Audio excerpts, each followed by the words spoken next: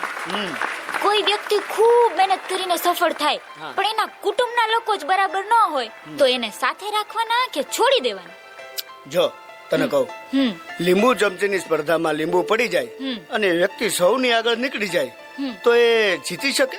ના રે, લીંબુ પડી જાય તો વ્યક્તિ આગળ નીકળવા છતાં હારી જાય.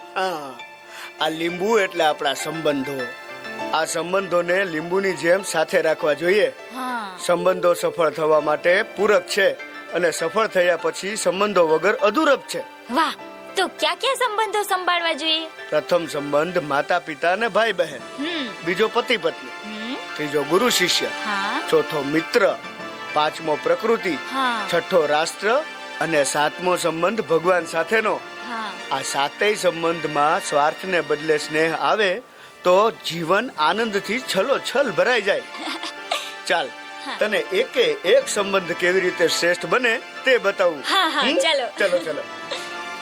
બેટા, અરે બેટા, કહું છું તું સાંભળે છે મારી વાત? રોજ રોજની ટકટક સાંભળીને કંટાળી ગયો છું. આ મોબાઈલે તને આંધળો બનાવી દીધો છે. મૂક કહું છું, મૂક હવે. જો મોબાઈલ નડતી નહીં હો. લાવ કહું છું, મને દે કહું છું ને. આ શું કર્યું તે? પાછળ જ પડી ગઈ છે.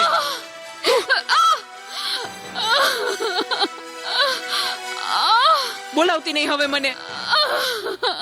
હે ભગવાન, શું કરું મારે આનું? કઈ સમજાતું નથી. આજે ઘરે ઘરે આ સમસ્યા છે.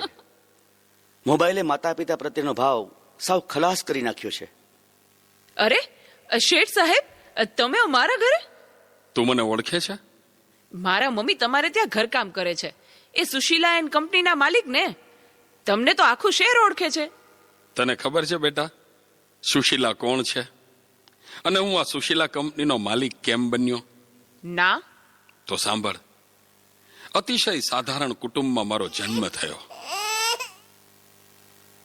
હતો સુતો પારણે પુત્ર નાનો,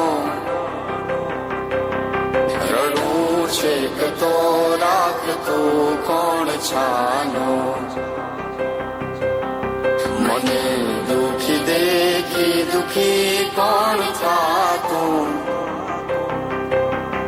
મહાહેતવાળી દયાળી જમાતું. સુતો પારણે પુત્ર નાનો, રડવું છેક તો રાખતું કોણ છાનો, મને દુખી દેખી દુખી કોણ થાતું, મહાહેતવાળી દયાળી જમાતું. મારા બા અને બાપુજીએ ખૂબ મજૂરી કરી મને ભણાવી ગણાવીને લાયક બનાવ્યો. હું ખૂબ પૈસા કમાવા લાગ્યો. લગ્ન પછી જુદો રહેવા લાગ્યો અને મા બાપને ભૂલી ગયો. પણ કુદરતે મને થપાટ મારી. મારી બંને કિડની ફેલ થઈ. મારી પત્નીએ આ વાત સાંભળીને ડિવોર્સ લીધા. પણ મારી માએ જ્યારે આ વાત સાંભળીને ત્યારે ગાંડી ઘેલી થઈને દોડતી દોડતી શું મૂંઝાઈ ગયો? હું છું ને તારી બા. હું જીવું છું ને ત્યાં સુધી તને કઈ નહીં થાય દીકરા. અરે ભગવાને મને તારા માટે જ તો આ 2 કિડની આપી છે. ડોક્ટર સાહેબ, તમે મારી આ 2 કિડની કાઢી લ્યો, પણ મારા દીકરાને કઈ ન થવું જોઈએ સાહેબ, કઈ ન થવું જોઈએ. માથી મોટું કોઈ નહીં, ભલે ને હોય જળધર કે જગદીશ, સૌ કોઈ નમાવે શીશ, અંબા આગળ આલિયા.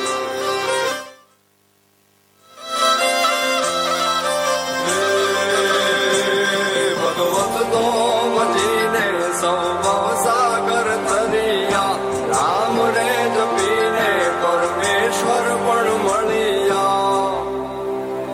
હે તારે ખોલ ને ખેલવા મુક્તિ ન માગું, તારાથી કરે દૂર એવી ભક્તિ ન માગું. હે તારે ખોલ ને ખેલવા મુક્તિ ન માગું, તારાથી કરે દૂર એવી ભક્તિ ન માગું. સુકામાં સુવાડે વિને પોડી પોતે, પીડા પામ પાંડે તજે સ્વાદ તો તે મને સુખ માટે કટું કોણ ખાતું મહાહેતવાળી દયાળી જ માતું સુખામાં સુવાડે બિને પોડી પોતે પીડા પામ પંડે તજે સ્વાદ તો તે મને સુખ માટે કટું કોણ ખાતું મહાહેતવાળી દયાળી જ માતું મહાહેતવાળી દયાળી જ માતું મહાહેતવાળી દયાળી જ માતું મારી માએ આપેલી કિડની થી હું જીવું છું. આજે ગમે તેવી મીટિંગ હોય ને મારી માનો ફોન આવે એટલે બધું સાઈડમાં મૂકી દઉં છું. તને ખબર છે તારી મમ્મીએ તેનું છેલ્લું ઘરેણું એનું મંગળસૂત્ર ગીરવે રાખીને તારા બર્થડે માં આ ફોન આપ્યો છે અને તે આ ફોન માટે ને હળદૂત કરી તારી માને હળદૂત કરી. શું વાત કરો છો? મને નહોતી ખબર. મારી ભૂલ થઈ ગઈ, મને માફ કરો. જો બેટા, ઘરે ભગવાન જેવી મમ્મીને હેરાન કરીશ ને તો મંદિરે ભગવાન પણ તને માફ નહીં કરે. એટલે તો તારે માફી જ માંગવી હોય ને તો તારી મમ્મીની માફી માંગ. Mummy sorry. હા, ફોન પાછળ હું એટલો આંધળો થઈ ગયો હતો. મને માફ કરી દે મમ્મી.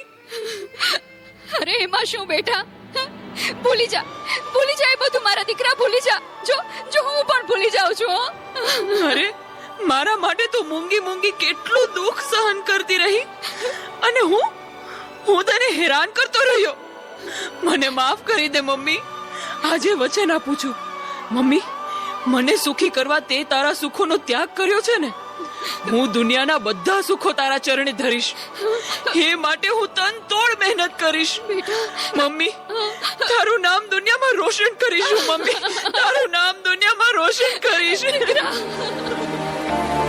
સુખામાં સુવાડે બિને પોડી પોતે પીડા પામ પંડે તજે સ્વાદ તો તે મને સુખ માટે કટું કોણ ખાતું મહાહેતવાળી દયાળી જ માતું મહાહેતવાળી દયાળી જ માતું મહાહેતવાળી દયાળી જ માતું. ખૂબ જ અદ્ભુત.